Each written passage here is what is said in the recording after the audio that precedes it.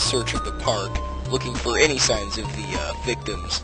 They had eventually found 3 puddles of dried blood. DNA tests concluded that these, in fact, belonged to the 3 teenagers in question.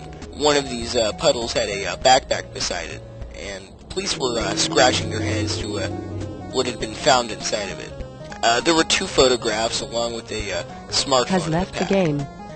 These photographs were school photos of 2 children, Sarah and Jack Grace, who were twins. The photo was taken in 1998. They would have been aunt and uncle of the teenager who had the photos in his backpack if Sarah and Jack weren't murdered first. Their case was sadly unsolved. Anyways, the police had taken a look at the recent text messages sent by the phone, which was, in the backpack, as stated earlier. They had found that the 3 teens were scattered around the park looking for something. This something isn't really made clear, as in the text messages they commonly referred to what they were trying to find as it, or that thing. Nothing else has really been found. This investigation didn't really reveal too much. Maybe you have an idea?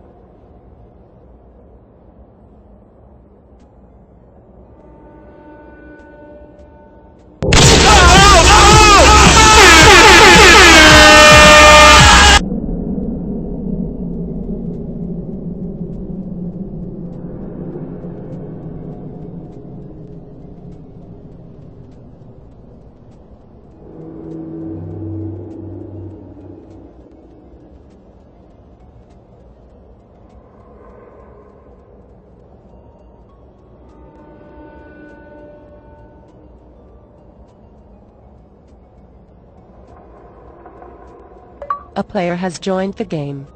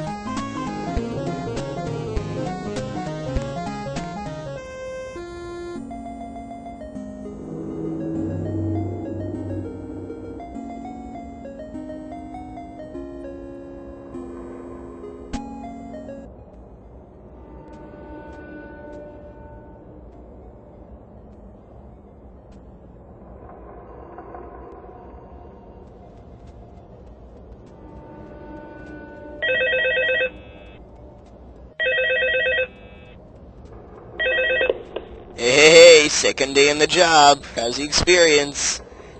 Actually, don't answer that. This is a voicemail. Okay, so there's one thing I forgot to talk about regarding the animatronics yesterday. Not really a topic regarding the animatronics in general, but about Spot the dog. Okay, so Spot is the mascot in charge of the roller coaster. He usually sits to the left side of the coaster's docking area, or what remains of it, and will sit up. Once he's standing, he proceeds to run across the park in a mad dash. He was created to be fast as a selling point for the roller coaster. In fact, the roller coaster's name is Mad Dash. Has left the game. Just a bit of lore has for joined you. the game.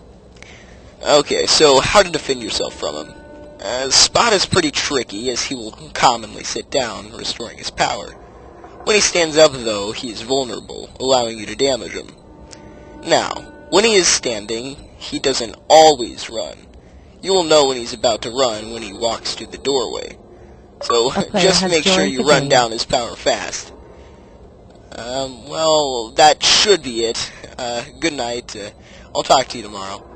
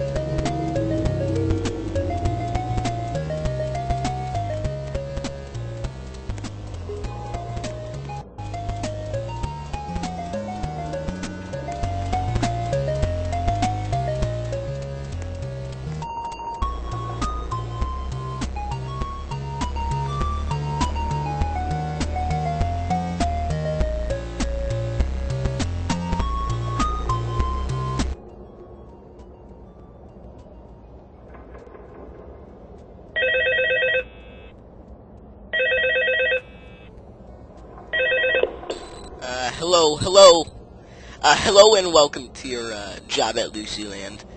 Now, you may have heard of this before, but anyways. There were some disappearances that had happened last week involving 3 teenagers who had snuck in here. Strange why they snuck in, considering this place has been abandoned for over 20 years. Now, while our lead investigators are working their tushies off during the day, you get to watch over the place at night. Now, you aren't going to be walking around with a magnifying glass like every other person on the team. Instead, we have something more interesting. You see, this park had animatronic mascots, and they're, how do I put this, sinister. There have been reports stating that these animatronics are still active. People believe this could be caused by a phenomenon called wireless power transmission, as the area around the park has a pretty impressive electrical buildup. Anyways, back to the point. The animatronics were built to move around, much like humans, but unlike humans, this function barely takes up any of their energy. So, to stop them from waddling into your office and screwing with our equipment, we've installed some electrical disruptors around the park to aid you. Activate them by going on your security tablet and pressing the large button to the left of the screen. Now, from what we've gathered, some areas possess some sort of energy that will heal up an animatronic, bringing their total power back up to 100%. They know where these areas are, I think, and I'm pretty sure you would like to know this as well, to make survival easier. Let's see, Carl the Clown with camera 4, Lucy the Moose with camera 5, and Sammy the Ladybug with camera 6. Well, that should be enough. I'll talk to you tomorrow. Bye.